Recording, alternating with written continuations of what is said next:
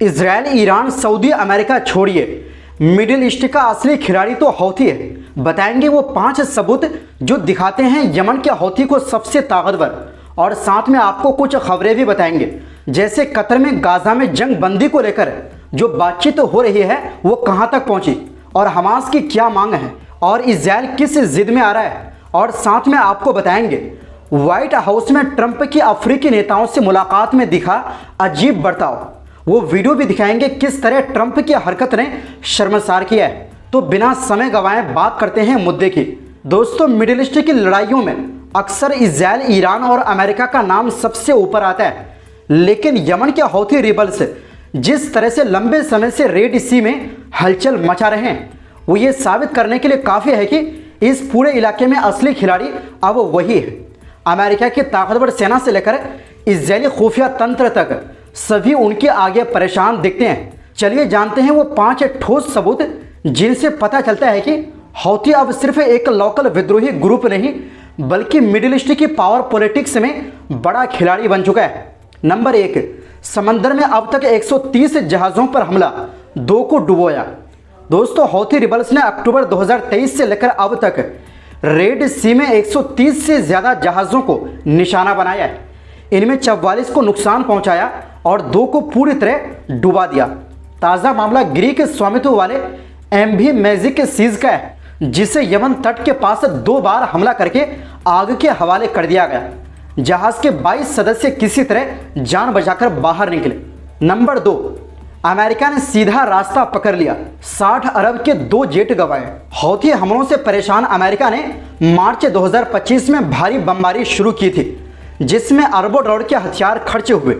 Houthi के हमले के चक्कर में अमेरिका 2 महंगा फाइटर जेट गंवा दिया, यानी समुद्र में डूब गया, और F-35 जैसे एडवांस फाइटर जेट बाल बाल बच गए। लेकिन फिर भी नतीजे ढीले ही रहे। मई तक मिसाइल हमले थोड़े रुके, पर जून में हौथी फिर से मैदान में लौट आए, यानी अमेरिका ने चाहा तो सीधा समझौता ही कर लिया। नंबर 3, इजरायली अटैक में एक भी कमांडर नहीं मरा।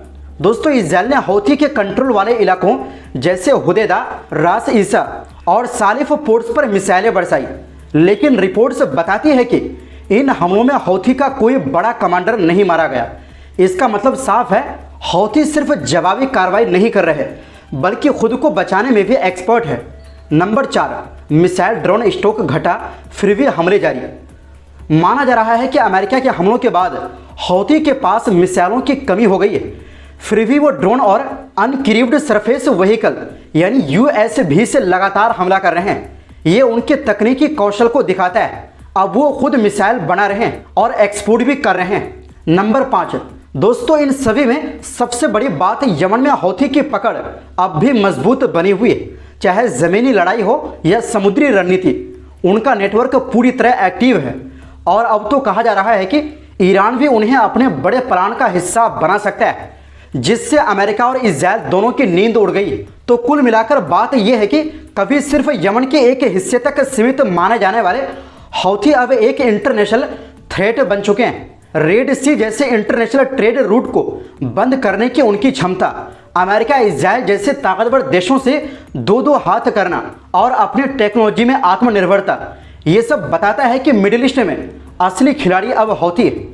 दोस्तों, यमन इसके अलावा कई अमेरिकी ड्रोन भी मार गिराया है, जो सबसे हाईटेक ड्रोन माना जाता है। लेकिन सवाल ये कि हौथी के पास कौन से एयर डिफेंस सिस्टम है।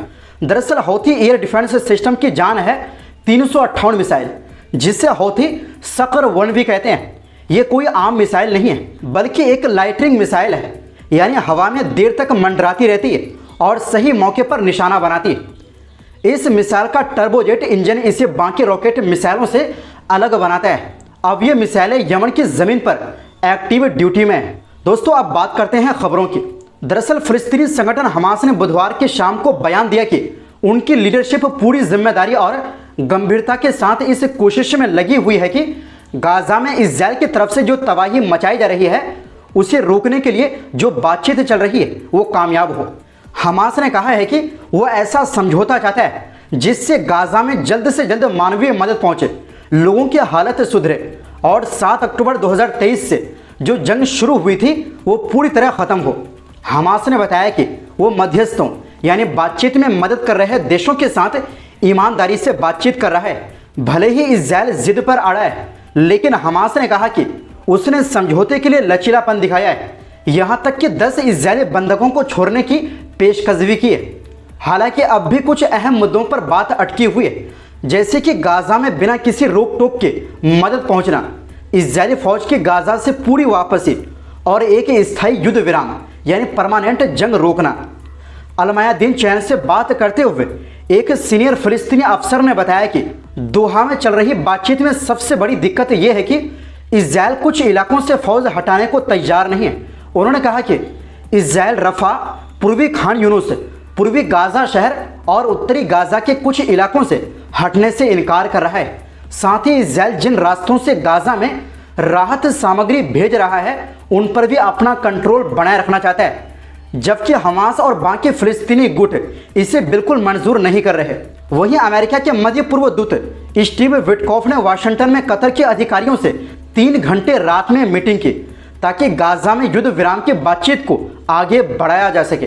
दोस्तों, शनिवार को हमास ने बताया था कि उसने बाकी सभी फिलिस्तीनी गुटों के साथ मिलकर बातचीत की और एक साझा जवाब तैयार करके मध्यस्थों को सौंपा है। इस जवाब का मकसद गाजा में इजरायली जंग को रोकना है।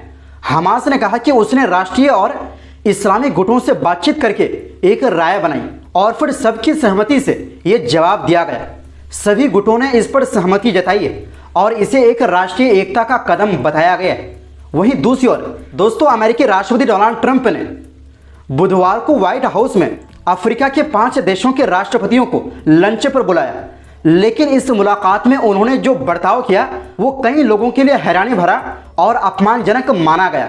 दरअसल इस मीटिंग में मोरिटानिया के राष्ट्रपति मोहम्मद ओल्द गजवानी जब अपने देश के बारे में बता रहे थे कि कैसे उनके देश की लोकेशन खास है और वहां निवेश के अच्छे मौके हैं, तो ट्रंप को उनकी बातें पसंद नहीं आई और बीच में ही टोक दिया। गजवानी करीब 7 मिनट तक बोलते रहे और फिर ट्रंप ने परेशान होकर सिर हिलाया, हाथ उठाया और इशारा किया कि अब बस करो। गजवानी ने जब यह देखा तो बोले, मैं ज्यादा समय नहीं लेना चाहता, लेकिन ट्रंप ने तुरंत कहा, हमें थोड़ा तेज से चलना होगा क्योंकि हमारे पास बहुत काम है। इसके बाद ट्रंप ने गिनी बिसाऊ के राष्ट्रपति उमर सिसोको एम्बारो से कहा कि वो अपना नाम और देश का नाम जोर से बोले। दोस्तों, ट्रंप का ऐसा बर्ताव नया नहीं है, वो पहले भी कई विदेशी नेताओं से थोड़ा रूखा और अजीब तरह से पेश आ चुके हैं, खासकर जब वो व्हाइट हाउस में आए हो। वहीं जब लाइबेरिया के राष्ट्रपति जोसेफ बोकाई ने साफ सुथरी इंग्लिश में बोलना शुरू किया तो ट्रंप चौंक गए। उन्होंने तुरंत सवाल किया, तुमने इंग्लिश लाइबेरिया में सीखी? बोकाई ने हंसते हुए थोड़ा संकोच के साथ जवाब दिया, हाँ सर। ट्रंप ने तारीफ करते हुए कहा, यह तो कमाल है, यहाँ इस टेबल पर बैठे कुछ लोग इतनी अच्छी इंग्लिश नहीं बोलते। हालांकि शायद ट्रंप को ये नहीं पता था कि लाइबेरिया की ऑफिशियल भाषा ही इंग्लिश है और ये देश अमेरिका से लौटे आज़ाद गुलामों ने 1822 में बसाया था। वहाँ इंग्लिश आमतौर पर बोली जाती है। बता दें कि व्हाइट हाउस में हुई इस अमेरिका अफ्रीका मिनी समिट में मोरिटानिया, लाइबेरिया, सेनेगल, गैबोन और गिनी बिसाऊ के नेता शामिल हुए थे, लेकिन इसमें जो ट्रंप ने हरकत की है वो किसी को भी पसंद नहीं आया। तो दोस्तों, फिलहाल के लिए इस रिपोर्ट में बस इतना ही। आपसे गुजारिश है, हमारी सपोर्ट के लिए हमारे इस नए चैनल को सब्सक्राइब ज़रूर करें, क्योंकि आपकी सपोर्ट ही हमारी ताकत है। बहुत बहुत शुक्रिया। खुदा हाफिज़।